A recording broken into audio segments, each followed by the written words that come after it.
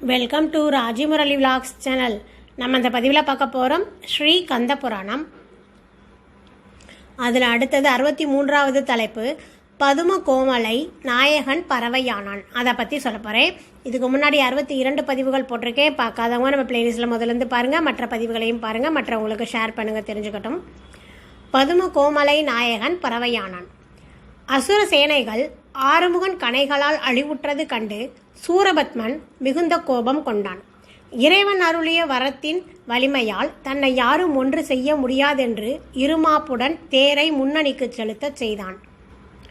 என் வலிமையை உணராது இந்த சிறுவன் போர் செய்ய வந்திருக்கிறான். தேவர்களுடைய பேச்சை கேட்டு அழிந்து போக வந்துள்ளான். விரைவிலேயே இவனை கொல்வதோடு இவனை அழைத்து வந்த தேவர்களையும் அழிப்பேன் என்று சூளுரைத்து பானங்களை மழை போல பொழிந்தான். அவனுடைய கணைகள் அவர்கள் உடலை துளைத்தன. கை அறுபட்டும் தோல் சரிந்தும் காது மூக்குகள் அறுபட்டும் பூத வீரர்கள் நிலை குலைந்து ஓடலாயினர். மார்பிலே பானங்களால் ஊடுருவ பெற்று வெட்டுண்ட மரம் போல வீழ்ந்தவர்கள் பலர். வீரபாகுத்தேவர் லட்சத்து எண்மருடன் வந்து சூரபத்மனை தாக்கினார். பானங்களால் அவன் உடலை மறைத்தார். அந்த பானங்கள் ஒன்று கூட அசுரனுடைய மேனியில் ஊடுருவ முடியாது முனை முறிந்து விழுந்தன. வீரர்கள் அசுரனுடைய பான வருஷங்களுக்கு தாக்குப்பிடிக்க முடியாது பின்வாங்கல் ஆயினர். வீரபாகுத்தேவர் சினந்து ரதத்தை விட்டு குதித்து பாய்ந்து அசுரனுடைய தேரில் ஏறினார். வாளை உருவி அவன் கையில் இருந்த வில்லை இரண்டாக வெட்டி தள்ளினார்.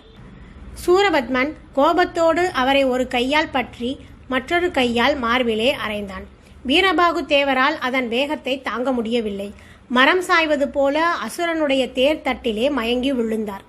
அவருடைய உடலை உதைத்து மிதிக்க காலை தூக்கினான் அசுரன்.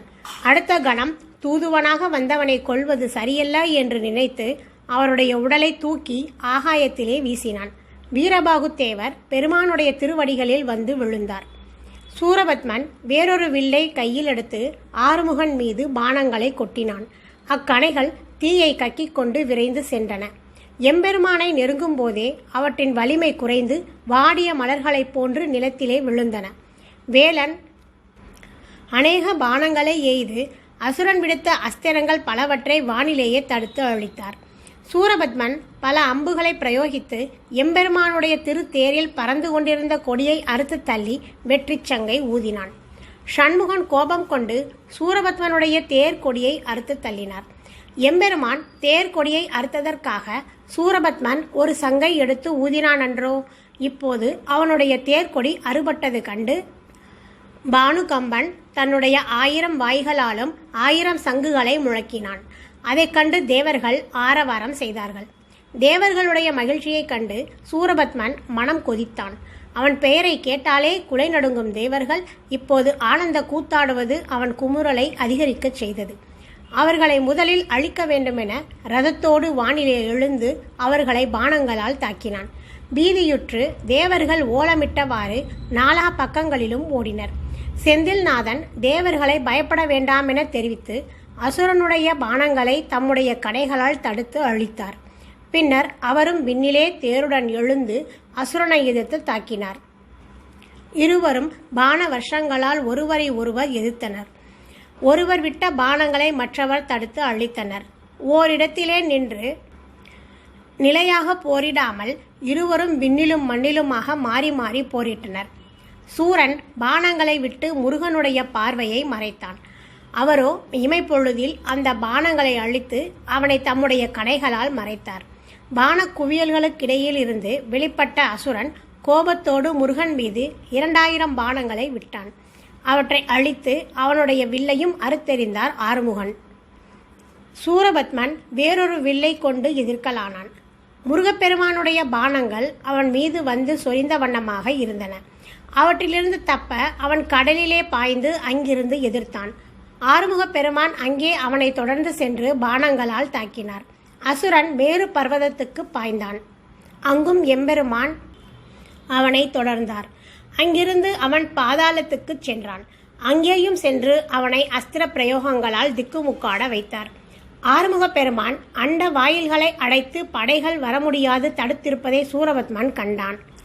உடனே கோடிக்கணக்கான அம்புகளை எய்து வாயில்களில் இருந்த தடைகளை அகற்றி படைகளை வருமாறு செய்தான்.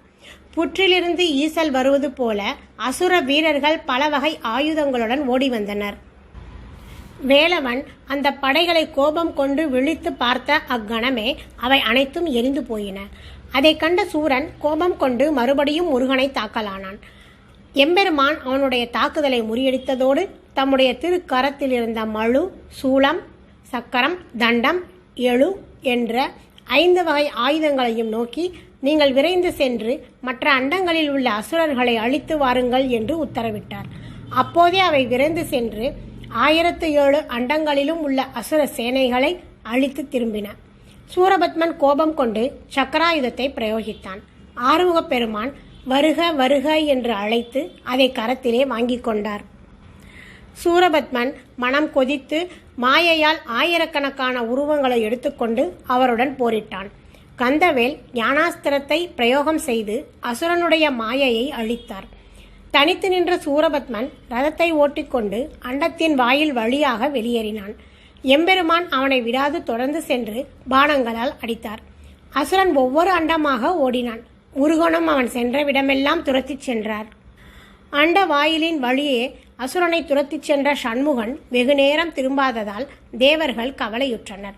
சிவகுமாரனுக்கு என்ன நேர்ந்ததோ என்று தவித்தனர். அசுரன் வஞ்சகத்தால் அவருக்கு தீங்கு செய்து விட்டானோ என்று அஞ்சி நடுங்கினர். விஷ்ணு அவர்களை பயப்பட வேண்டாம் என தேற்றினார். எங்கு ஓடி பதுங்கினாலும் முருகன் அசுரனை விடமாட்டார் என்று எடுத்துச் சொன்னார். பல அண்டங்களிலும் போரிட்டு களைத்து போன சூரன் முடிவில் மகேந்திரபுரிக்கே திரும்பினான். அவனை துரத்தி வரும் முருகப்பெருமானை கண்ட பின்னர் தேவர்கள் நிம்மதி அடைந்தனர். சேனைகள் அனைத்தும் அழிந்து போனதால் சூரபத்மன் கொதித்து எழுந்து தாயை நினைத்தான்.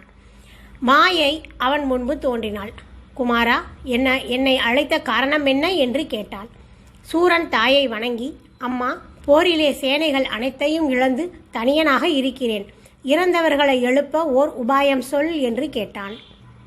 குழந்தாய், தேவர்களுக்கு நீ இழைத்த கொடுமை இப்போது உன்னை பழிவாங்குகிறது. விதி உன்னை அழைக்கையில் என் வார்த்தைகளையா கேட்கப் போகிறாய்? இந்த நிலைமைகளிலும் நீ தேவர்களை விடுவிக்காது மேலும் போரிடவே விரும்புகிறாய். உன் விருப்பப்படியே நடக்கட்டும். இறந்தவரை எழுப்ப வேண்டுமானால் பெரும்புற கடலின் அருகில் அமுத சீத மந்தர கூடம் என்ற பர்வதம் ஒன்று இருக்கிறது. அதை கொண்டு வர வேண்டும் என்று சொல்லி மறைந்தாள் மாயை. சூரபத்மன் இந்திரஜால தேரிலிருந்து இறங்கி சிங்க வாகனத்தில் ஏறி அமர்ந்து கொண்டான். பின்னர் தேரை பார்த்து பெரும்புற கடலுக்கு சென்று அமுத சீத மந்தர பர்வதத்தை கொண்டு வருமாறு சொன்னான். சகல அண்டங்களிலும் செல்லக்கூடிய அத்தேர் பெரும்புற கடலை அடைந்து அமுத சீத மந்தர பர்வதத்தை எடுத்து வந்தது. அதன் காற்று பட்டதுமே யுத்த களத்திலே இறந்து போன அசுர வீரர்கள் உயிர் பெற்று எழுந்தனர். அவர்களோடு குதிரைகளும் யானைகளும் கூட எழுந்தன. அது மட்டுமல்ல, யுத்தம் தொடங்கியதிலிருந்து அந்த கணம் வரை இறந்த அசுர வீரர்கள் எல்லோருமே உயிருடன் எழுந்தார்கள். சிங்கமுகன், பானுகோபன், அக்னிமுகன், வஜ்ரபாகு, தர்மகோபன் முதலானோரும் எழுந்தார்கள். அசுர புத்திரர்களான அதிசூரன், அசுரேந்திரன், 3000 100 ஆகியோரும் உயிருடன் எழுந்தார்கள். எங்கு பார்த்தாலும் அசுர வீரர்கள் நிறைந்தார்கள். சூரபத்மன் அவர்களை கண்டு மகிழ்ச்சியால் ஆரவாரம் செய்தான். ஓகே ஃப்ரெண்ட்ஸ், இந்த பதிவு பிடிச்சிருந்தா லைக் பண்ணுங்கள், கமெண்ட் பண்ணுங்கள். இந்த பதிவு கொஞ்சம் பெருசாக இருக்குது. இதில் மீதி பாதி பகுதி அடுத்த பதிவில் பார்ப்போம். அதற்கு அடுத்த பகுதி 64 மாய வடிவங்களில் மாயா புதல்வன். அதை பற்றி அடுத்தடுத்த பதிவுகளை பார்ப்போம். Thank you friends.